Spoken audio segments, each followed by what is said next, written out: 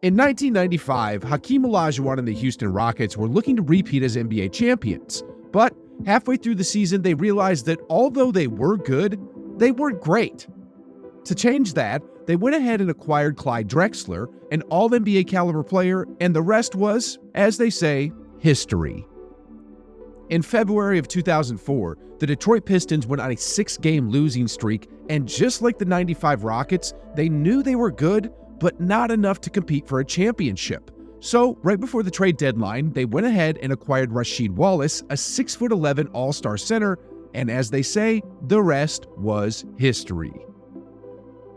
The NBA history books was littered with mid-season acquisitions that formed quote-unquote super teams, which changed the entire complexion of the league, leading to unexpected deep playoff pushes and, in some cases, even championships.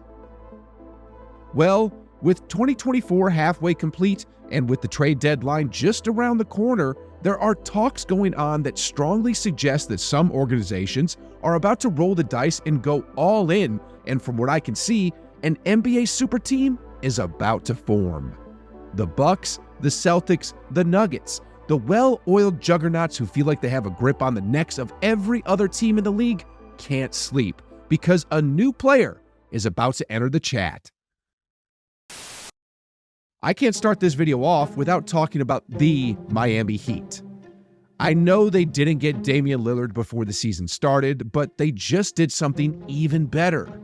Terry Rozier is a 9-year veteran / dog in the league who's getting better year by year, and in 2024, he's having his best season ever in production. He might not be Damian Lillard, but just by looking at the numbers this year, you honestly can't really tell the difference. Dame Time might have more highlight reels, but Rozier is pretty solid himself and is able to get around some of the better perimeter defenders in the league, like in this clip here against Alex Caruso. Rozier, right to the 10. And to be perfectly honest, the Miami Heat are so much better with this trade because not only were they able to keep Tyler Herro, who is their best scorer, but they were able to get a soon-to-be 38-year-old Kyle Lowry's $30 million contract off the books. The Heat now have a starting five consisting of Rozier, Herro, Butler, Robinson, and Adebayo, with Caleb Martin, Kevin Love, a Mexican John Wick, and a few others coming off the bench. At first glance, this might not seem like a super team, but with Erik Spoelstra at the helm of this all, and with what we've seen of the Heat over the past few years, trust me when I say that the Bucks and Celtics are more worried about this team than they are with the Philadelphia 76ers, even despite Embiid just dropping 70. Jumping conferences now over to the West, the OKC Thunder have had some rumors linking them up with Mikal Bridges. Originally, the Brooklyn Nets didn't want to part with their 27-year-old borderline all-star, but over the course of their last 20 games, they've won 5 games and lost 15, and their ceiling at this point is a play-in team. Because of that, many NBA insiders believe that the Nets would be better off trading Bridges and rebuilding from the ground up with a bunch of draft picks, and no team in the NBA has more picks currently than the OKC Thunder, who have a total of 36 draft picks over the next 7 years. Needless to say, this young Thunders team led by SGA, Holmgren, and J-Dub are already a lethal team. But if they were to add Mikal Bridges to the mix, make no mistake about it, as inexperienced as they are in the postseason, this would be a super team. I mean, Bridges is an elite two-way player who's capable of pretty much plugging into any system and making that system better, and with OKC currently occupying the #1 seed in the West, I can't even begin to fathom how unfair this team would be with Bridges on it. In fact, if OKC does acquire Bridges, I'll go as far to say that this 2024 Thunders team is better than any of the Westbrook and Durant-led Thunder. I know some people might hate me for saying that, but #sorry not sorry. But if you think that trade would unbalance the league, wait until you hear this Trae Young trade. So, recently, the Lakers have been linked with DeJounte Murray trades and Donovan Mitchell trades, but as of today, talks have been ramping up about the Lakers quite possibly acquiring Ice Trae of the Atlanta Hawks.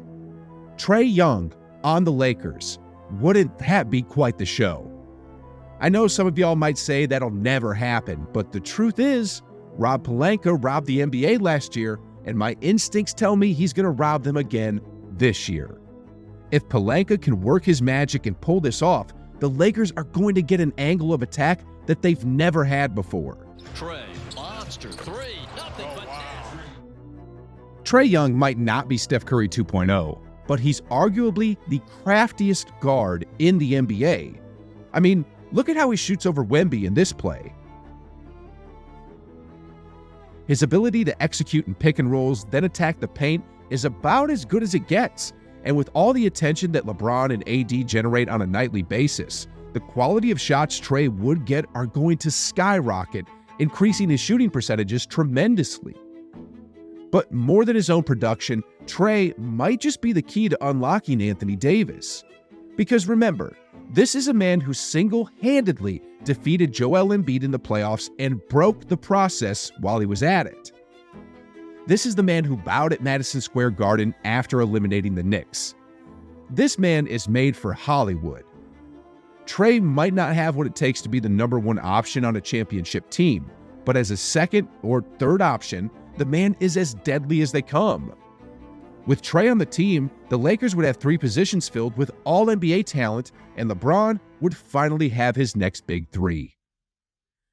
And speaking of big 3, would you believe me if I said the Milwaukee Bucks are thinking of creating a big 4? I ain't kidding. You see, there's talks that the Bucks are interested in DeJounte Murray, and all the Hawks are asking for in return is 2 first-round picks and a serviceable player, which is quite within the reach of what the Bucks can do. The serviceable player, however, will probably have to be Bobby Portis. I know a lot of Bucks fans love Portis for everything he brings to the table in terms of energy, hustle, and efficiency, but would they really say no if it's to acquire DeJounte Murray? The man is a two-way guard who's averaging 21, 5, and 5, but more than numbers, he's taking over games. DJ for the win! Got it! He's shooting efficiently from the floor and playing great defense at the same time. If the Bucks were to acquire the 6'5" shooting guard, they would have a monster lineup with Dame Time, Murray, Middleton, Giannis, and Lopez. Sheesh, guys. This is a legitimate big 4.5. Anyway, more recently, Magic Johnson tweeted out that the Warriors definitely need to make some trades before the deadline. But I think this response highlights my thoughts perfectly. Magic traded away Zubac to the Clippers for a bag of chips. Great player, but not the best GM. The Warriors at the moment do have options for trades. DeJounte Murray, if he wants to team up with Steph. Zach LaVine, if he wants to team up with Steph. Donovan Mitchell, if he wants to team up with Steph. There's a lot of trades out there that can make the Warriors a super team, but the honest truth of the matter is, last season in 2023, the 5-man combo of Steph, Clay, Wiggins, Draymond, and Looney were not only the best starting 5 in the league, but they were a historically good starting 5. Then this year in 2024, when Chris Paul is leading their second unit, the Warriors have the best bench in the league. I spoke about this in a recent video, but all Golden State has to do to become a super team is to get Andrew Wiggins to play like how he did last season. That's literally all they have to do. With Kuminga getting better week by week, with Moody getting more minutes, with the addition of Podziemski and Trayce Jackson-Davis, the Warriors literally have everything they need to become a well-oiled juggernaut.